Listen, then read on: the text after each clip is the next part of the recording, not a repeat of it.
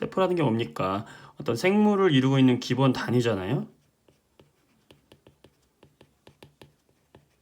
그래서 얘는 세포는 크게 세포질과 여기 안에 이제 세포 안에 여러 가지 기능들이 있고 가장 중심이 되는 게 여러분들 핵이잖아요. 핵. 그쵸? 이게 핵이라는 건데 이 핵 안에 우리가 오늘 배울 DNA 유전자가 들어가 있는 겁니다. 자, 말 나온 김에 한번 세포의 크기에 대해서 우리 이야기를 한번 해볼게요. 세포는 크기가 매우 작죠. 크기가 매우 작아요. 왜 세포 크기는 왜 크기가 매우 작아야 할까?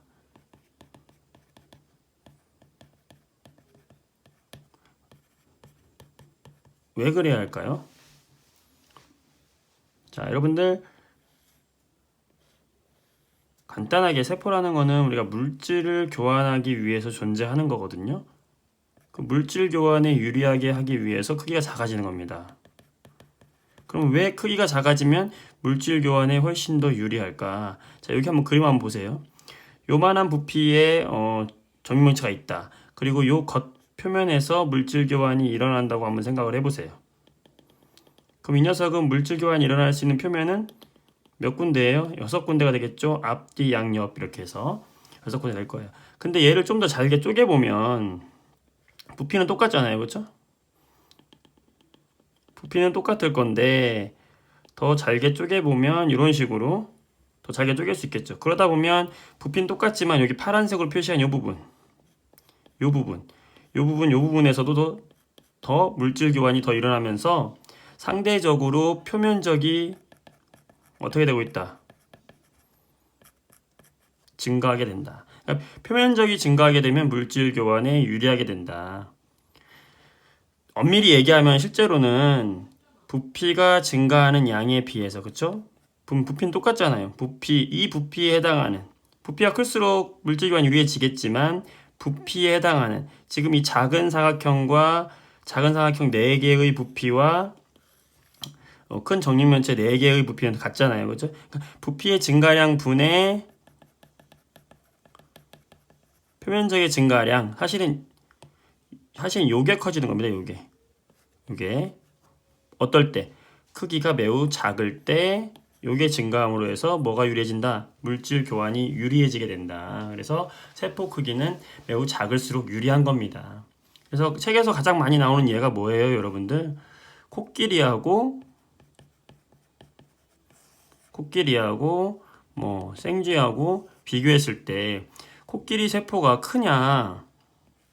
자, 코끼리가 이렇게 있다고 쳐봅시다. 이렇게 코끼리가 이렇게 있고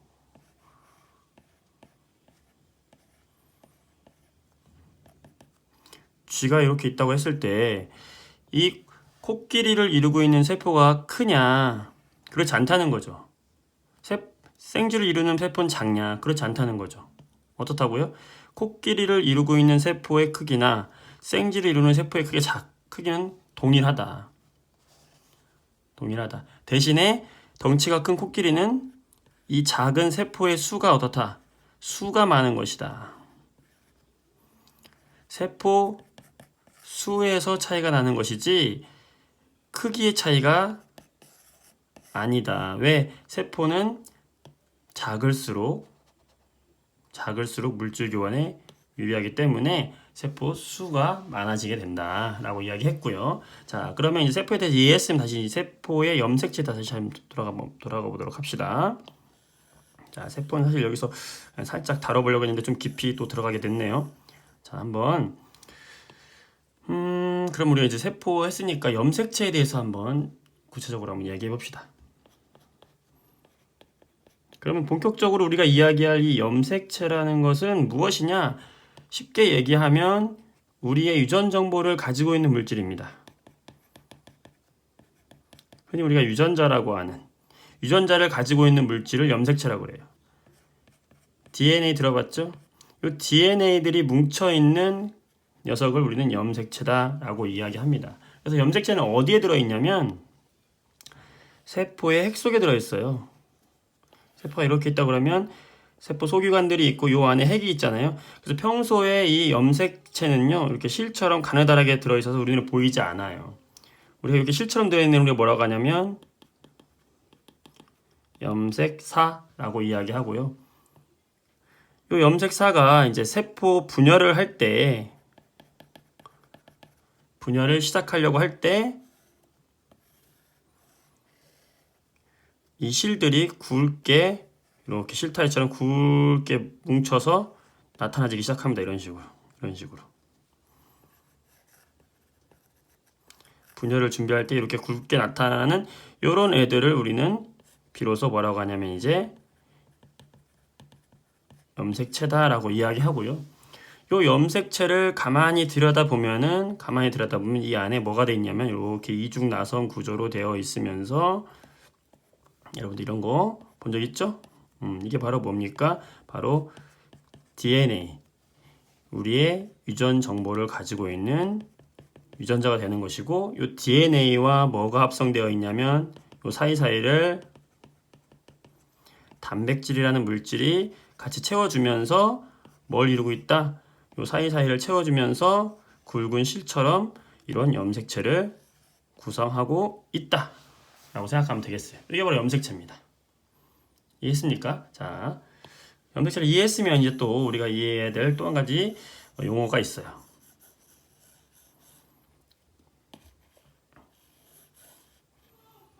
자, 이번에는 굉장히 중요하면서도 좀 어려운 건데, 염색 분체가 있고요. 염색 분체가 있고 상동 염색체라는 게 있어요. 아까 얘기했을 때 염색체라는 게 이렇게 실처럼 생겼다고 그랬잖아요. 근데 원래 원래 이렇게 뭉쳐졌을 때는 이렇게 하나예요. 하나처럼 이렇게 생겼어요. 일자로 생겼는데 시간이 지나면 얘가 자기 복제를 합니다. 이렇게 똑같은 녀석을 복제를 해요. 그래서 얘와 얘는 쌍둥이에요. 쌍둥이. 얘와 얘는 쌍둥이. 요런 애를 뭐라고 하냐면 서로 염색 분체 관계에 있다 그러는 거예요.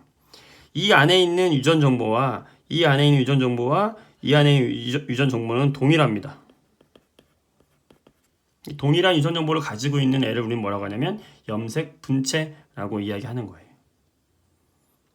자, 요게 지금 아빠한테서 만들어진 세포 분열의 결과 만들어진 염색체라고 한다면요, 얘가 똑같은 방법으로 엄마한테서도 만들어질 수 있겠죠.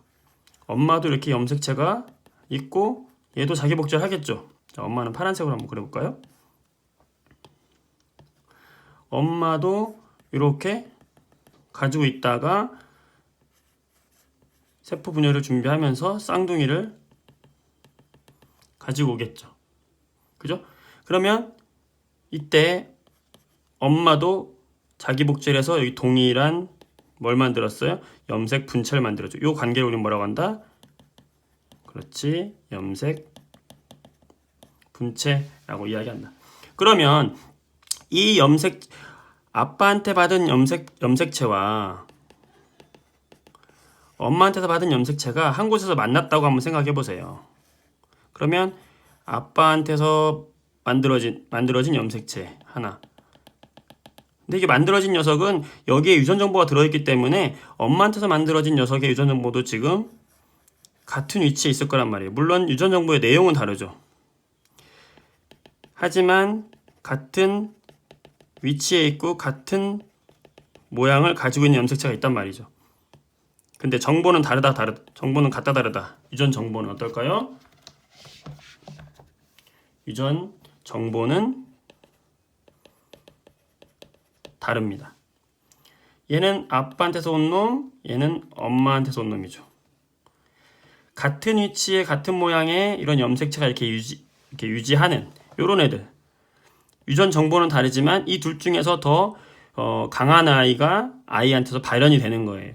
곱슬머리가 있고 직모가 있다고 했을 때 머리 형태가 곱슬머리가 직모보다 더 우성 유전자이기 때문에 kop슬머리가 아이한테 나타날 수 있거든요. 그렇게 아빠한테 받은 거 하나, 엄마한테 받은 거 하나가 이렇게 쌍을 이루어서 존재하거든요.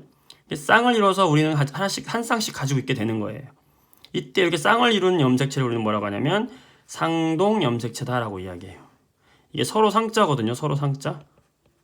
동은 뭐예요? 같을 동자예요. 그러니까 서로 모양이 같은 염색체다. 그래서 이렇게 쌍을 이루고 있는 염색체로는 상동 염색체다 이렇게 이야기합니다. 그래서 여러분들이 꼭 기억해야 될 거 염색 분체와 상동 염색체 이 정의를 일단 이해하는 게 중요합니다. 이거 이해 못하면 사실은 다른 거 이해하기가 어렵죠. 여기까지 이해했습니까? 자, 그렇다면 사람의 염색체는 어떻게 생겼는지 한번 보도록 합시다.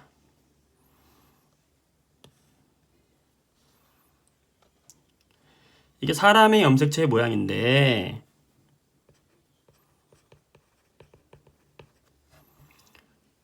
왼쪽에 있는 건 여자의 염색체 모양이고 오른쪽에 있는 건 남자의 염색체입니다. 사람 같은 경우에는 염색체의 개수가 우리가 보통 23개의 쌍으로 이루어졌다 이야기해요. 자, 쌍이라는 건 아까 뭐라고 그랬어? 아빠한테 받은 거, 엄마한테 받은 거. 상동 염색체의 쌍이 몇 쌍이다? 23쌍을 가지고 있다 이 얘기고요.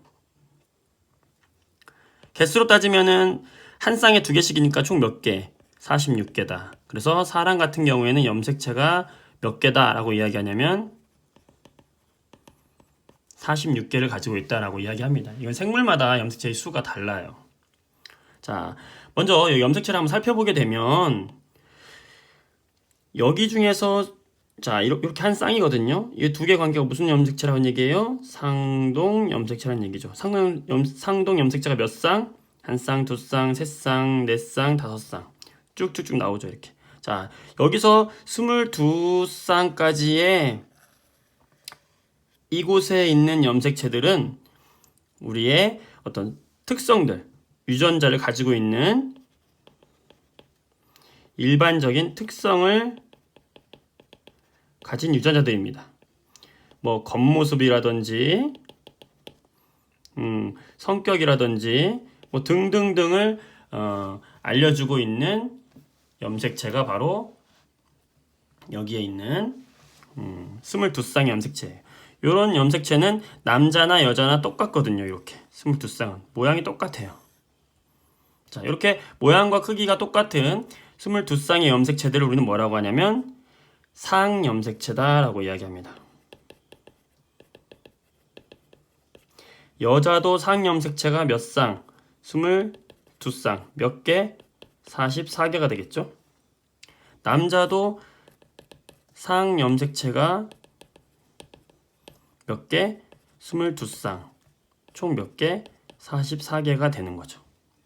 그 다음에 중요한 것은 여기 마지막에 있는 이 녀석을 한번 집중해 보세요. 이 녀석. 자, 요게 바로 남자와 여자의 성별을 결정짓는 거죠. 자, 모양이 다르죠? 하나는 크고 하나는 작죠?